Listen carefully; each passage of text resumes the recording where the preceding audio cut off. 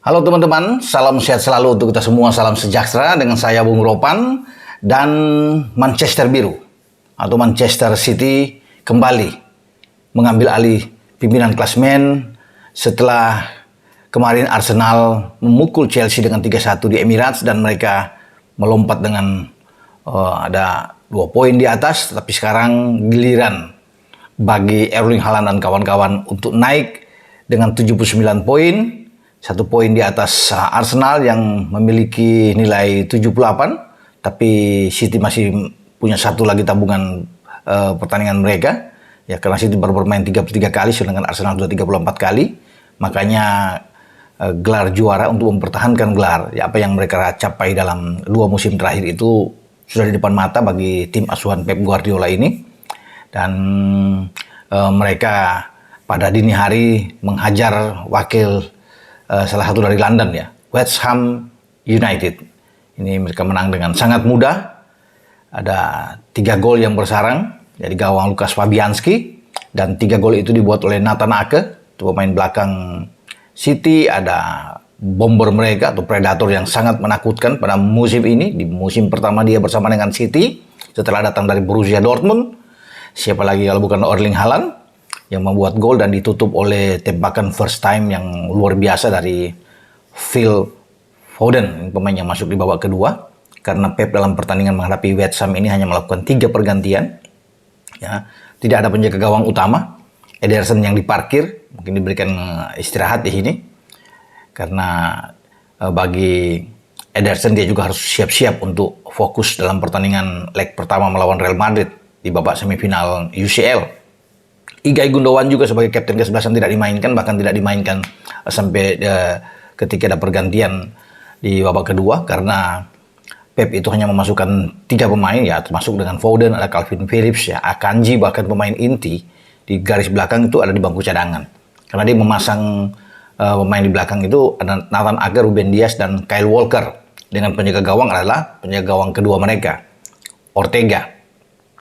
Hanya saja di 2 double pivot itu yang terus dipertahankan, ini menjadi kekuatan bagi City dengan keberadaan Rodri dan John Stones yang di sana, sementara 4 yang didorong untuk bisa membantu Erling Haaland di lini serang ya. Pasti ada Grealish, ada Bernardo Silva, ada Riyad Mahrez ya juga, dan Julian Alvarez. Ini 4 pemain yang tampil bagus sekali mereka. Penguasaan bola yang sangat tinggi. Itu kalau bisa melihat dari penguasaan bola mereka bisa mencapai dengan 69% penguasaan bola. 31% menjadi milik bagi West Ham United, memang sangat tipis.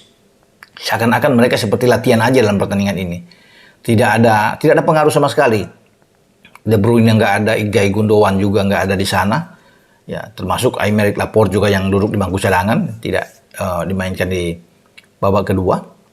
Ya, saya pikir dia akan masuk untuk bisa menggantikan Kyle Walker misalnya atau Nathan Ake, tapi tetap diparkir oleh Pep, dan mereka mendapatkan poin atau hasil yang maksimal, karena memang kalau bermain di Etihad di kandang mereka harus bisa menang.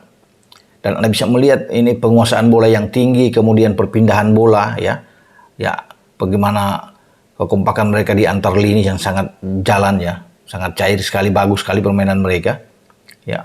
Itu 90% akurasi operan mereka itu sangat tinggi kalau dibilang dalam hal statistik mereka ya, dalam pertandingan melawan West Ham. Sementara West Ham hanya 77%. Lihat saja bagaimana aliran bola mereka ya.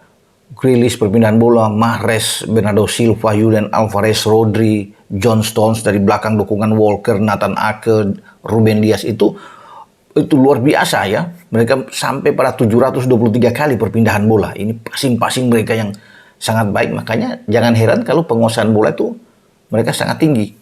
Sementara bagi West Ham sendiri itu jauh di bawah. Ya, kalau City dengan 723 perpindahan bola, mereka hanya 300 ya, di bawah sekali. Bagi West Ham ya 327 ya kalau nggak salah bagi perpindahan bola. Jadi memang wajar kalau West Ham ini harus bisa mengakui keunggulan bagi City. Dan City terus berlari dengan kencang. Ini mereka gaspol. Pertandingan selanjutnya juga saya pikir mereka akan menang. Leeds yang mereka akan jamu. Ini akan membuat mereka ini semakin nyaman di puncak klasmen. Arsenal juga harus bersiap-siap menghadapi Newcastle di St. James Park, pertandingan yang tidak mudah bagi tim asuhan Arteta ketika mereka menuju ke markas Newcastle, kayak Newcastle yang berada di 4 besar saat ini untuk mengamankan zona Champions. Lebih percaya diri saat ini, apalagi di depan publik mereka. Mereka tidak mau mereka dipermalukan. Dan saya rasa Arsenal harus siap dalam pertandingan ini. Kalah akan membuat mereka habis. Sekarang aja sudah berbahaya buat mereka.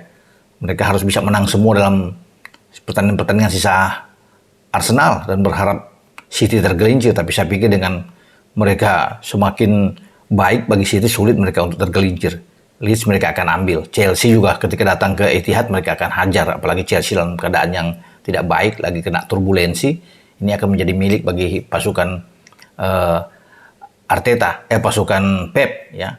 Karena bagi Pep sendiri mereka tidak boleh kehilangan poin di sisa-sisa akhir pertandingan, termasuk mereka nantinya akan berhadapan dengan Brighton dalam pertandingan tunda. Terakhir mereka akan ketemu Brentford, ini bermain di Brentford. Jadi makanya mereka tidak boleh kalah dalam pertandingan terakhir ini. Dan saya masih meyakini bahwa gelar juara itu hanya soal waktu bagi City. Nah, dalam pertandingan yang lain, ya, kalau bergeser ke Anfield, ini tren positif. Itu terus berada di pihak The Reds Liverpool ya. Mereka menang dengan 1-0 melawan tamunya Fulham. Ya. Saya pikir 3 poin ini penting, bukan soal skor ya. Bagi Jurgen Klopp sebagai pelatih tentunya yang mau menang besar syukur, tapi menang dengan tipis saja sudah mereka juga harus mensyukuri itu, karena kan tujuan utama adalah jangan sampai kalah. Karena sedang mengincar posisi untuk masuk di zona Champions yang misinya memang nggak sulit. Karena sekarang aja ketika mereka ada dengan 59 poin berada di posisi kelima klasemen, di atas mereka itu yang paling terakhir di batas zona Champions wakil Inggris ke UCL itu ada MU. Nah, MU sendiri ya 63 poin, berarti ada sisa 4 poin bagi Liverpool untuk bisa mengejar. Sementara MU masih punya tabungan 2 laga. Termasuk nanti MU akan bertarung melawan Brighton di kandang Brighton. Nah, kalau MU bisa menang, MU akan bisa menjaga ini posisi mereka untuk tidak bisa disalip oleh Liverpool, karena Liverpool sekarang udah bagus tuh. Itu mereka dalam 5 pertandingan terakhir secara beruntun mereka tidak terkalahkan sejak mereka mengalahkan Leeds dengan 6-1. Ya, Nottingham Forest mereka bisa pukul. Kemudian West Ham United terakhir dramatis pertarungan melawan Spurs di Anfield. Mereka bisa menang dengan 4-3 dan sekarang dengan 1-0. Artinya kalau secara keseluruhan saya lihat sejak mereka kalah dari Manchester City dengan 4-1 ya, ketika bermain di markas City di Etihad, kesininya 7 laga mereka tidak kalah. Ada 2 kali imbang memang, melawan Chelsea dan melawan Arsenal. Tapi setelah itu, sejak mereka pesta gol di Elland Road dengan memukul Leeds dengan 6-1, mereka tidak kalah dalam pertandingan kesininya. Jadi luar biasa, ada 15 poin yang didapat oleh Hendo dan kawan-kawan.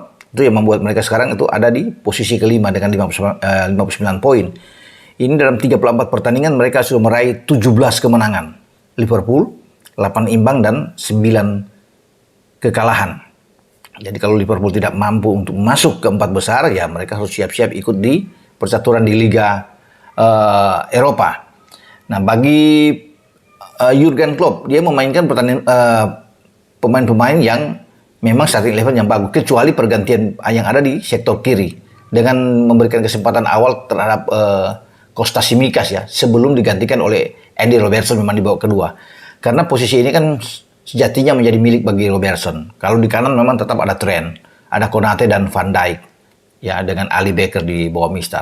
Hendo dimainkan Fabinho dan Curtis Jones. Sebelum Curtis Jones keluar dan Milner yang akan masuk di sana, ada 5 pergantian yang dibuat oleh Jurgen Klopp dalam pertandingan melawan Fulham. Termasuk di depan 3-3-nya ditarik keluar, Muhammad Salah yang ada di sana, Darwin Núñez ditampilkan dalam starting 11 pertama dengan Luis Diaz.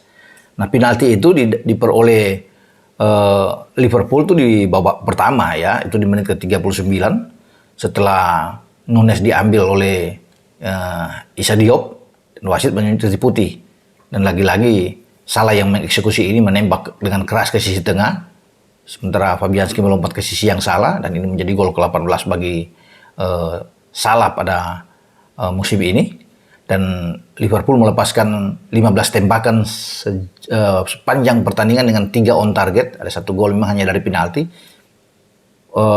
Fulham dengan 9 tembakan dan 3 on target. Jadi sama-sama memiliki 3 on target. Kalau melihat dari statistik mereka itu, Fulham memberikan perlawanan sengit ya.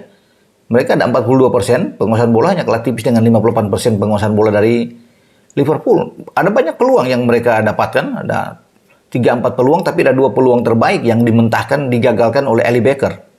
Kalau tidak ada Becker di bawah Mister, ini berbahaya bagi Liverpool. Dan 2 peluang itu didapat oleh striker Fulham, ya Carlos Vinicius. Dan ada 2 kali lompatan yang mengesankan dibuat oleh Ali Becker untuk mengagalkan Fulham bisa mencetak gol lewat Carlos Vinicius ini. Jadi selamat buat Liverpool karena berada dalam posisi yang sangat baik, menang terus dalam 5 laga terakhir. Nah, ini menjadi ujian buat mereka kan, karena mereka akan bertanding dalam pertandingan-pertandingan selanjutnya. Ya, ini kita akan tunggu Brentford yang mereka harus hadapi. Ya, ada Leicester yang mereka harus mainkan. Dan kita akan lihat apakah dalam sisa 4 pertandingan Liverpool mereka akan terus stabil, terus konsisten, karena pertandingan terakhir mereka harus ke St. Mary menghadapi Soton yang berada di posisi buncit klasemen. Ini Soton pasti akan keluar untuk degradasi. Nah, tapi Soton juga tidak mau untuk malu di kandang mereka, karena Soton ini suka membuat kejutan.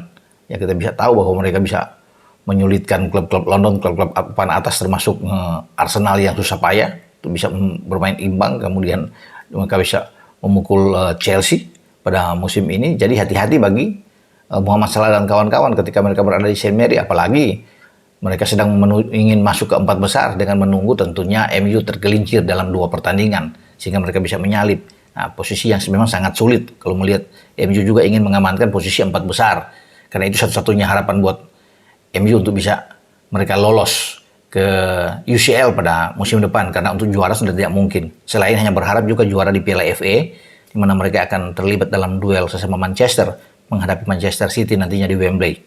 Jadi kita akan tunggu persaingan ke depan, bagaimana apakah City akan mempertahankan gelar mereka untuk bisa menjadi juara, atau Arsenal yang terus bisa membuntuti dan mengambil kesempatan dengan melihat City tergelincir. Kita akan tunggu juga persaingan untuk bagaimana Liverpool naik masuk ke 4 besar, karena bagi saya Newcastle pasti aman kalau bermain, kalau mereka melihat cara mereka yang untuk bisa mengamankan posisi di zona Champions. Juga persaingan di bawah ya untuk di degradasi ini juga sangat ramai. Nah, kita akan nantikan perkembangannya ke depan di Liga Premier Inggris dengan saya Bung Ropan. Ciao.